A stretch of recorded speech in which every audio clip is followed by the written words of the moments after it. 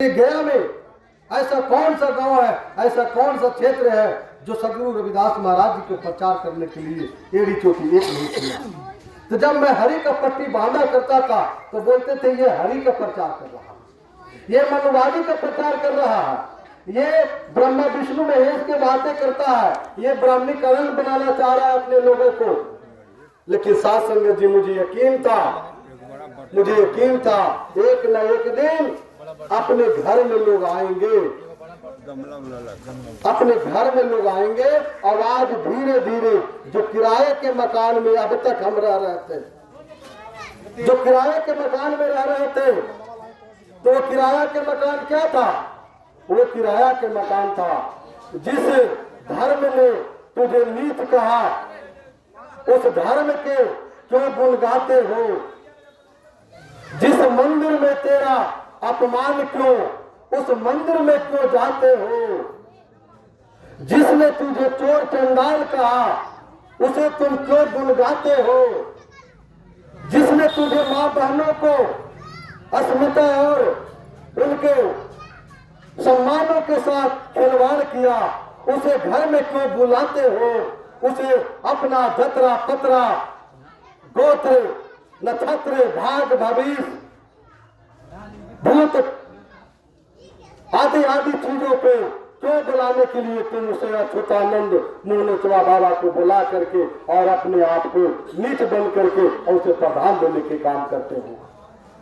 छोड़ो उन विचारों को, छोड़ो उन लोगों को। अपना घर बनकर तैयार हो गया है साथियों, अपना घर बन करके आपको सामने पेश हो गया है 2010 में जो मेरा धर्म है, मेरा घर है रविदासिया धर्म। कहीं इधर उधर जाने की जरूरत नहीं है। आओ गुरु प्रेमी साथियों, आपको घर मिल गया है जहाँ पे कौमी निशान हरि चक्र का निशान है, ये ताज है, ये गुरु जी की ताज है, जिसपे अगर ये लग जाएगा उसे झुकना पड़ेगा। नरेंद्र मोदी को भी मजाल है कि गुरु के चरणों में विदाउट ये हरि का पट्टी लगाकर वो जा सकता है। जिस तरह से सिख धर्म के गुरु नानक का एक प्रोटोकॉल है कि जब भी आप गुरु के शरण में जाएंगे, गुरु के दरबार में जाएंगे तो आपको हरि का पट्टी लगाना होगा। उसी तरह से ये प्रोटोकॉल को हम नियम को लागू करना होगा।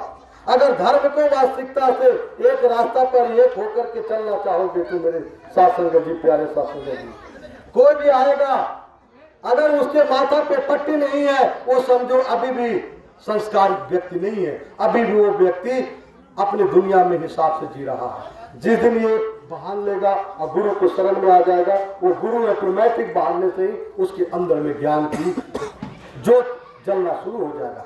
आपने सुना सिद्धार्थ जी ने बोला, ये कोई अंधविश्वास की बात तो नहीं कहा, इन्होंने कोई लगा करके तो नहीं बात किया, इन्होंने किसी प्रकार का हम लोगों ने तो कुछ नहीं कहा कि आप करो।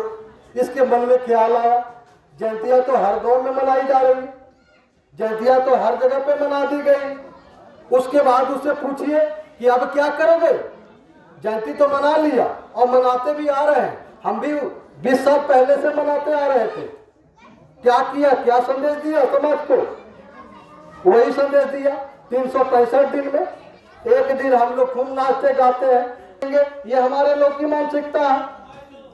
फोटो पे करोगे तो हम चंदा नहीं देंगे, पत्थर के मूर्ति पे करोगे तो उस पे चंदा नहीं देंगे, हम मिट्टी के पूजा करेंगे, मिट्टी की मूर्ति बैठाएंगे। हमारे लोग का ज्ञान नहीं था, कोई बताने वाला नहीं था, कोई समझाने वाला नहीं था, और मिट्टी को मूर्ति पे बैठा करके खूब नाच गान किया, खूब दारू ताड़ी पी करके, नशा पान करके और खूब जय जयकार किया।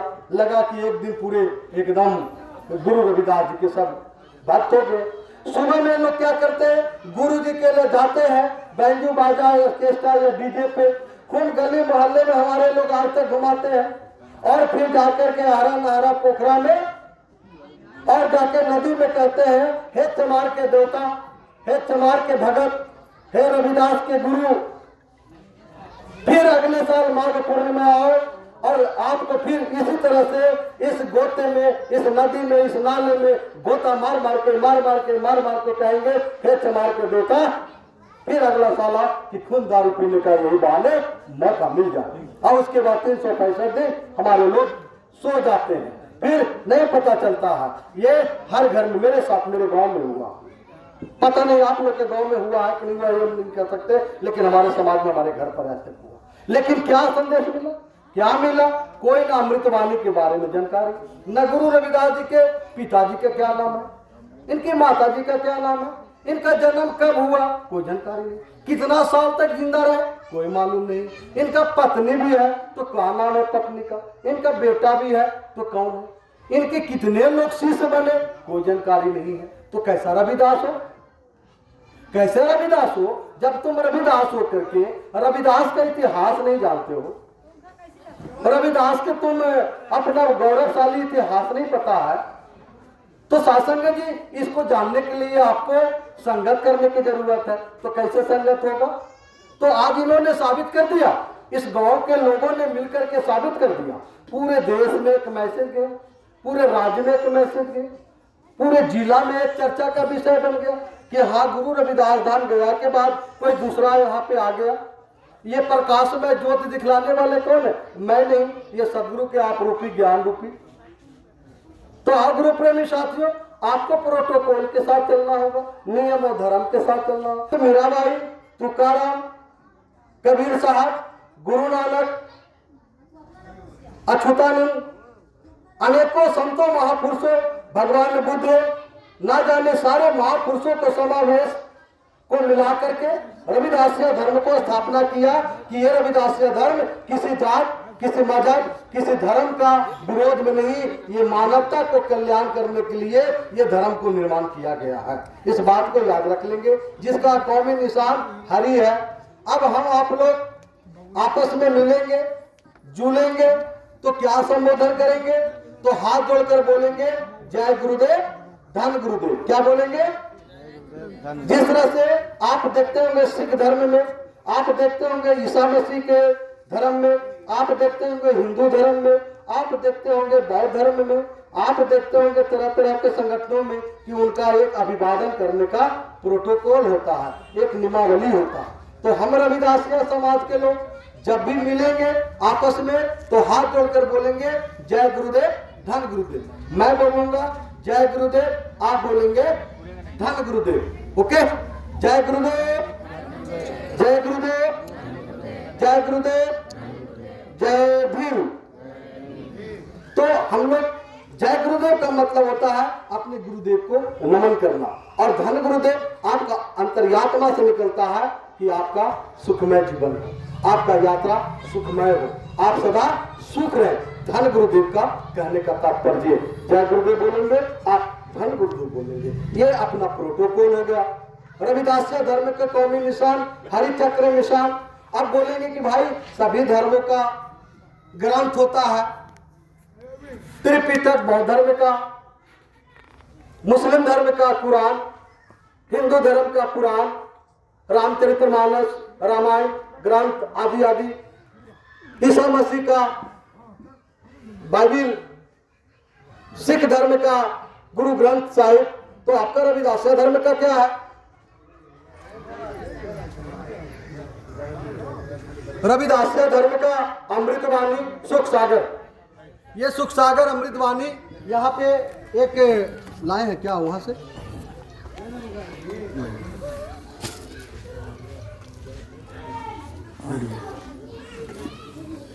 ये जो आप देख रहे हैं ये अमृतवाणी है। इसको छोटा मोटा मत समझिएगा, हमारे कौम के लोग, बहुत गर्व की बात है। ये सदगुरु रविदास जी इसी पुस्तक से समाज को बदलने का काम किया। और सदगुरु रविदास जी कभी नहीं कहा कि तुम मुझे आरती दिखलाना, तुम कभी नहीं घी के दीपक जलाना, कभी माला मत पहनाना। हम जो बोले हैं इसमें उसको आम लोगों तक पहुंचा देना, और मेरे बारे में इसमें जो लिखा हुआ वो बता देना, उसको पता हो जाएगा। तो आज एक सवाल आता है कि सर आरती क्यों लगता है, झूठ क्यों है, यहाँ पे मोमबत्ती क्यों है, घी का दीपक क्यों है, माला क्यों है? हाँ, इसके पीछे एक कारण है। जैसे मान लिया जाए एक महिला है और उस महिला को हम श्रृंगार नहीं दे, उसको बिंदिया नहीं दे, उसको टीका मंटिका नहीं दे, उसको जेवर से श्रृंगार से उसको सुंदरता नहीं बनाए तो वो महिला कुरूप दिखलाई देगी, वो महिला अधूरा दिखलाई देगी। इसलिए साधुसंग जी वातावरण को सुगंधित बनाए रखने के लिए समाज में एक ऐसा मैसेज आए कि नहीं, गुरु जी स्थापित किए हैं तो थोड़ा रंग बिरंग फूलों से उनका सजावट हो, थोड़ा अगल बगल में ज्योत और प्रकाश का उनका एक प्रकाशमय हो, इसलिए हम लोग इनको सजावट करते हैं, ना कि हम लोग इनको प्रति दीवाना इनको डेकोरेट करने के लिए इस तरह से हम लोग सजाते हैं। लेकिन हम लोग इस अमृतवाणी के माध्यम से कहते हैं, क्या कहा इन्होंने, रविदास मदिरा का पीजियो चढ़े चढ़े उतरा, नाम महारस पीजियो जो चढ़े सुना उतरा। सदगुरु रविदास जी कहते हैं कि तुम ऐसा मदिरा क्यों पीते हो, ऐसा शराब क्यों पीते हो जो घंटा 2 घंटा के बाद चढ़ता है और कुछ क्षणों में तुम बहुत सारे बीमारी, बहुत सारे तुम दोष, बहुत सारे तुम अपगुणों को लेकर के और तुम्हारे ऊपर क्लेम और ब्लेम आना शुरू हो जाता। तुम ऐसा नशा क्यों नहीं करते हो? जिस दिन अगर नाम का महारस का तुम अगर नशा पान कर लिया, उस दिन समझो कि मीराबाई की तरह गली गली सदगुरु का प्रचार करना शुरू कर दोगे। तो मीराबाई कहते थे क्या, पायो रे मैंने नाम रतन धन पायो, पायो रे मैंने नाम रतन धन पायो, अब ना अटकी अब ना भटकी, अब ना अटकी अब ना भटकी, गुरु का ज्ञान जब से पायो, पायो रे मैंने नाम रतन धन पायो। ये मीराबाई कौन थी? ये हमारे और आपके वर्ग की थी क्या? मीराबाई एक छत्रानी कुल की रानी थी। तो सासंग जी जब मीराबाई ज्ञान की गुटकी पाली और जब ज्ञान की गुटकी पा करके और पूरे चित्तौड़गढ़ में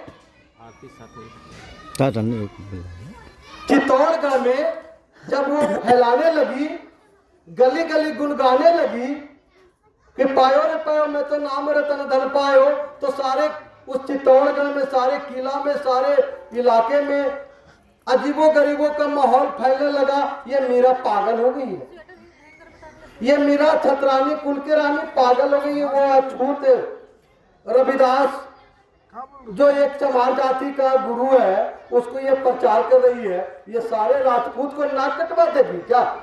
इसको रोको, ये पागल हो गई क्या? सारे उसको मेघ रोकने की कोशिश किया, लेकिन उसको कोई आंधी नहीं रोक पाया, उसको कोई तूफान नहीं रोक पाया, उसको कोई लोग नहीं। जब तक सूरज चांद रहेगा, जब तक गुरु जी का नाम के साथ मीरा का नाम जुड़ा रहेगा। तो ये है रविदास जी, ये है संत मीराबाई जी। तो गुरु प्रेमी साथियों, अगर आपको नाम का महारस पीना है, अगर आपको गुण पीना है, तो क्यों नहीं रविदास जी का नाम का, अमृतवाणी का नाम का महारस पी ले। जैसे दास पी लिया, बहुत इधर उधर भटका था, हमने कह दिया कि अब मैं गुरु जी के हो गया, और जो गुरु जी को नहीं है वो मेरा नहीं है। याद रख लेना, सिर्फ माथा में पट्टी बहाल लेने से, 2-4 शब्द 2-4 लोगों को बुला लेने से आप गुरु जी के नहीं होगे। गुरु जी के सुमरन, सेवा, सुमरन, सत्संग आए दिन नित्य दिन आपके घरों में होनी चाहिए। आप गुरु जी के प्रति आओ, एक को मानो, एक को हो जाओ। सासंग जी बहुत वक्त है, बहुत समय है, एक दिन से हम आप लोग को कथा कह करके हम आप लोग का भक्त अनुयायी नहीं बना सकते हैं। जैसे एक दिन अगर मास्टर आपको बैठाया है, सुबह उठो एक बार, जैसे आप पंजाब चलो मेरे साथ, जम्मू कश्मीर चलो।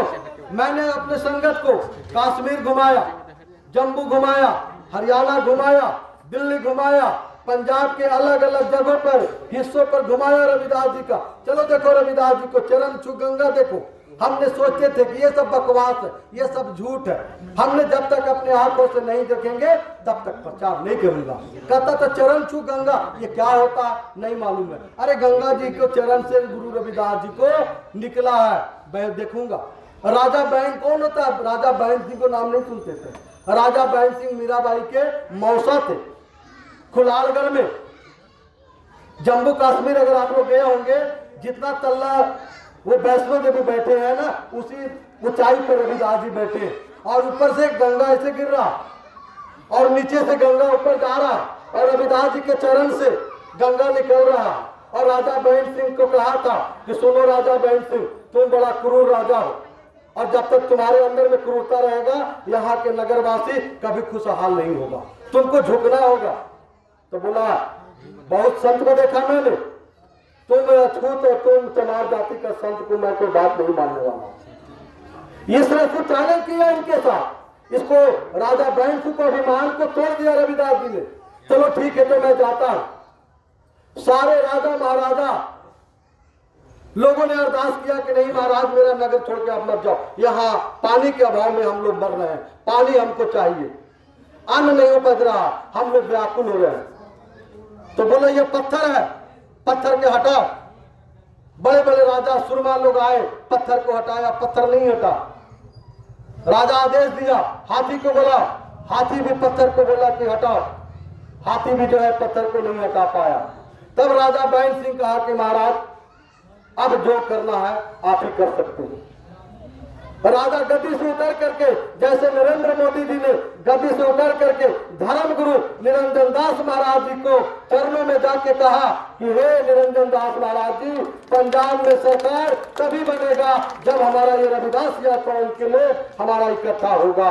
हम भारत को सुखमय विश्व गुरु तभी बनाएंगे जब सदगुरु रविदास जी बेगमपुरा का सपना देखे थे कि जहाँ कोई गम नहीं होगा। आज प्रधानमंत्री को इस बात को अपने बुक में लिखना पड़ा कि भारत तब सुखमय होगा जब गुरु रविदास जी का बेगमपुरा का सपना पूरा करना होगा। तो प्रधानमंत्री भी जाके नतमस्तक होकर के, और कल के डेट में, परसों के डेट में वो जाकर के ऐलान कर दिया पूरे भारत में कि विश्व में अगर कोई संत है तो संत शिरोमणि गुरु रविदास जी है। तो अब हमें आपके वश की बात नहीं है। अब चरण में जाके गिरा और बोला गुरुदेव पत्थर को हटा दीजिए। वही रविदास जी कहा कि एक शर्त है, उसको तुम बोलो मानोगे? बोले जैसा शर्त होगा हम मानेंगे, हम पत्थर हटा देंगे और मैं आगे आगे जाऊंगा और तुम भी मेरे पीछे पीछे आना और पीछे मुड़ के मत देखना, और नहीं तो फिर वहीं पर गंगा रुक जाएगी। रविदास जी जैसे ही कदम को रखते हैं पत्थर के पास, गंगा माई का वहां पे पानी जो है वो निकलने लगता है। और आज भी पानी जो है साथियों निकल रही है। उस समय 1984-85 में प्रकाश सिंह बादल मुख्यमंत्री था, और होशियारपुर जिला के अंदर में खुलालगढ़ जगह था। पूरे भारत के बड़े बड़े वैज्ञानिक उसको तार पर जाकर के पता करना पड़ा कि ये गंगा का पानी इतने विशाल पर्वत पे कहां से आता, कैसे आता। आज तक प्रकाश सिंह बादल खोजते रह गया, आज तक नहीं पता चला। आज भी मुख्यमंत्री उस पर बड़े बड़े दावा कर रहा, उस गंगा जल का पता नहीं चल पा रहा, वो गंगा का उद्धार कहां से होता। चलने लगे तो उनको जितना कदम आगे बढ़े साथ संगत जी उतना ही जल निकलने लगा, और उसके पीछे पीछे बहन सिंह भी जा रहे हैं। तो कह रहा है कि अरे भाई ये तो गंगा मतलब कि जैसे कि रविदास जी के कदमों से निकल रहा है। उसको लगा बहन सिंह को कि जरा मुड़ के देखते हैं गंगा सही निकल रहा है कि नहीं निकल रहा है। उसको रहा नहीं गया, पीछे मुड़ के देखता है गंगा वहीं पर रुक गया, और 2-4 कदम आगे बढ़ा गंगा, और उसके बाद गंगा दिखलाई नहीं देता। संजय जी ये खुलालगढ़ में, चलिए मेरे साथ आपको लेके चला। आप तो मेरे रविदास के लिए मरेंगे, वही रविदास के लिए मरेंगे जो रविदास के होंगे। अगर बोल देगा कि जो रविदास का नहीं है मैं उसका नहीं हूँ, क्योंकि मैं उसी का हूँ जो इनका है, और जो इनका नहीं है वो किसी का नहीं हो सकता।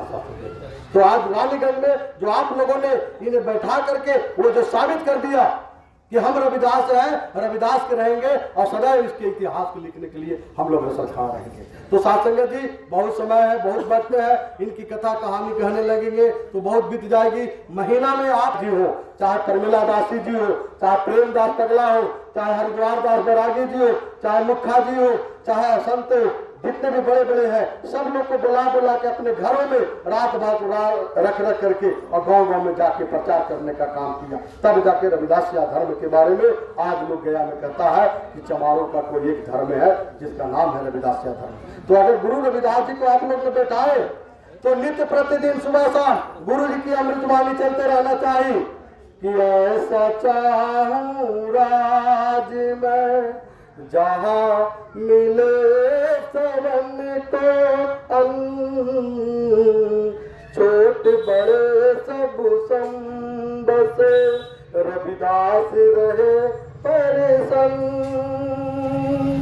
काम मथुरा का द्वारिका का काशी हरिद्वार रविदास को दिल आपन तो मिले दिलदार रविदास जन्म के कारण